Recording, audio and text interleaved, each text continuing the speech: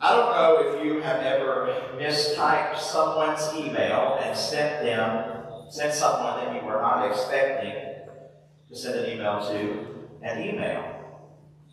I read a story this week that made me literally laugh out loud and cry at the same time.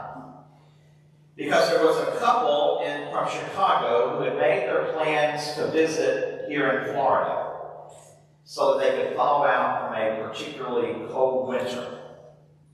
They planned to stay at the same hotel where they had honeymooned 2 decades before.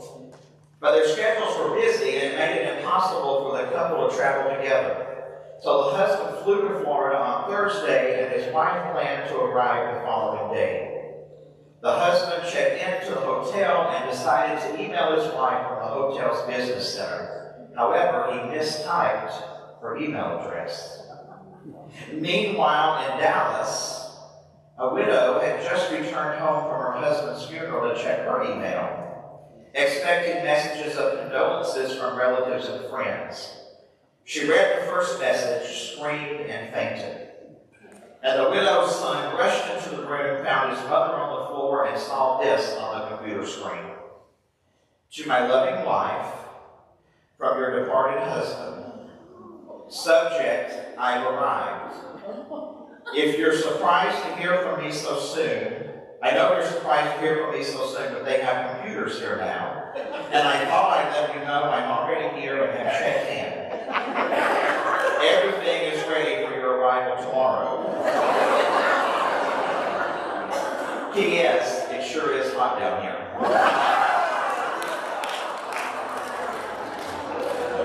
Let's pray. Holy God, thank you for joy. Thank you for the joy of being together in this, our sacred space, where we have had the opportunity this morning to laugh and to share and to sing.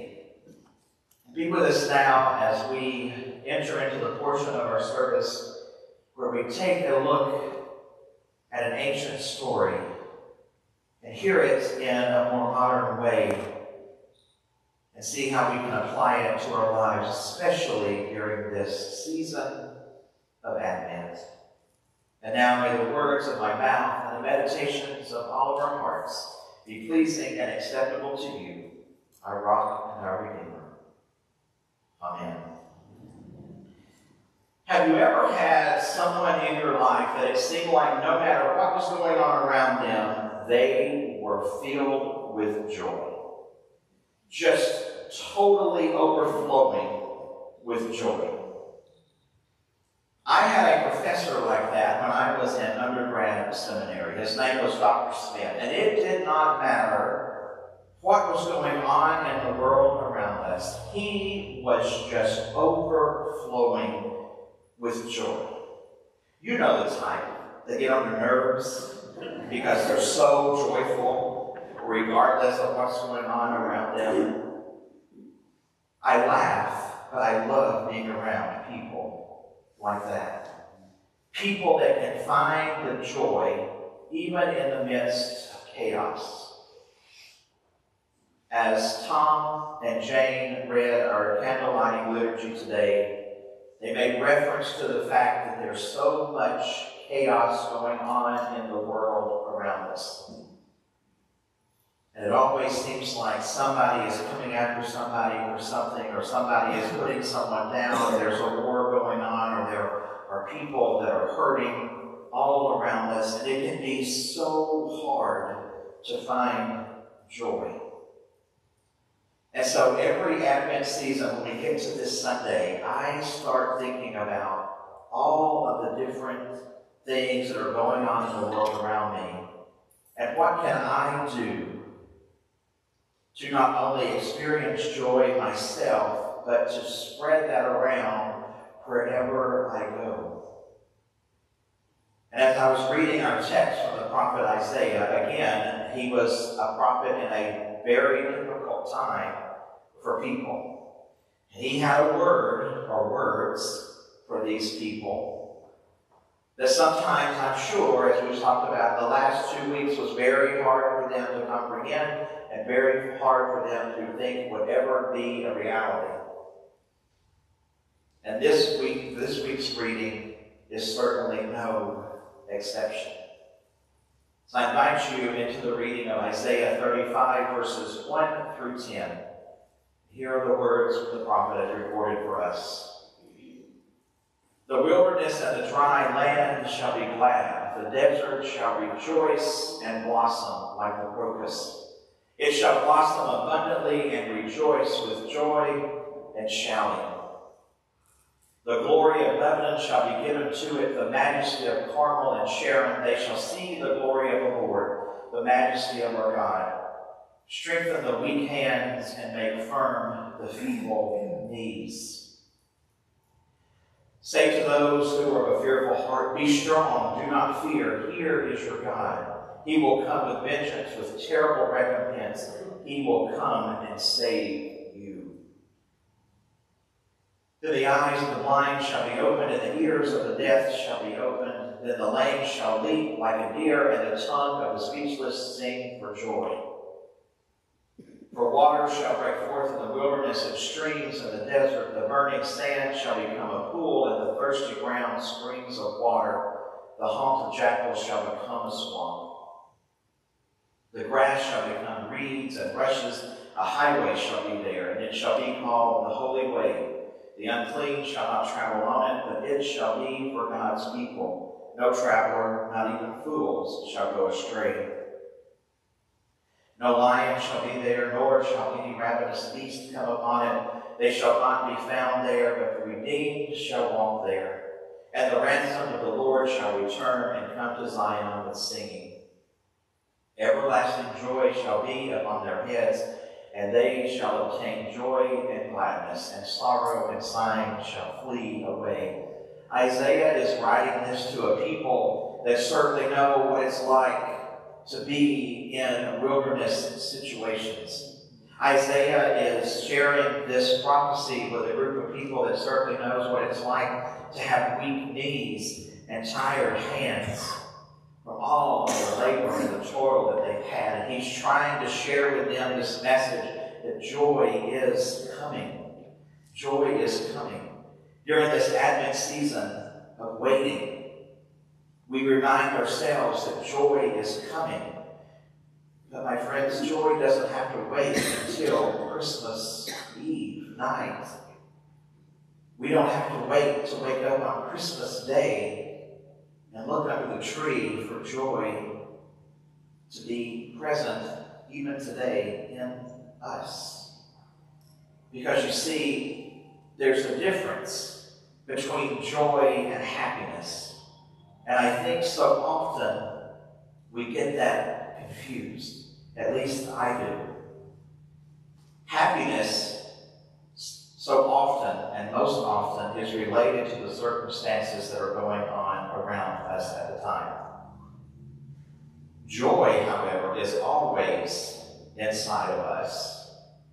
And it's regardless of the circumstances that are happening around us.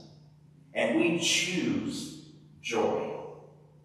Joy is something that we choose or not choose daily. And it is entirely possible to feel multiple emotions at the same time. You can be frustrated and still choose joy. You can be in despair and still choose joy. Because joy is already embedded in each and every one of us. We just have to choose it. How many of you remember the Vacation Bible School song about the joy, joy, joy, joy? Where? Right. And it's already there. You choose it. And I love being around people that have chosen joy. People in some of the most difficult situations that I have ever heard of can find themselves experiencing joy. I saw it a lot when I was doing my chaplaincy work at the hospital. You go in to provide spiritual care for people, many of whom have just gotten a horrible diagnosis, or many of whom who are sitting at the bedside of someone who is in their last few hours or minutes. And even in the midst of that, somehow, coupled with their sadness and their despair and their fear, they find joy. And it's just contagious. And you probably have someone in your life like that, and if you don't, you're probably that person in someone else's life that the joy just overflows. There are two people that developed a pretty strong and unlikely friendship over their time. And they wrote a book together about their experience. And it is the Dalai Lama and Archbishop Desmond Tutu. These two men developed, there's a documentary about this, and I encourage you to find it and watch it, because you cannot help but feel the joy between these two men as they just laugh and embrace, and they just spread so much joy everywhere they go. They wrote a book about their relationship, and it's called The Book of Joy, and it's written by the Dalai Lama and Desmond Tutu. And I just want to read you just a portion from that book.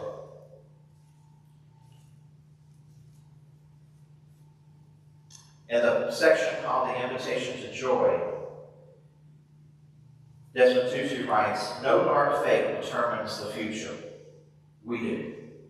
Each day and each moment we are able to create and recreate our lives and the very quality of human life on our planet. This is the power we yield. Lasting happiness cannot be found in pursuit of any goal or achievement. It does not reside in fortune or fame. It resides only in the human mind and heart. It is here that we hope you will find it." Joy, as the Archbishop said during their week together, is much bigger than happiness. While happiness is often seen as dependent on external circumstances, joy is not. This state of mind and heart is much closer to both the Dalai Lama's and the Archbishop's understanding of what animates our lives and what ultimately leads to a life of satisfaction and meaning.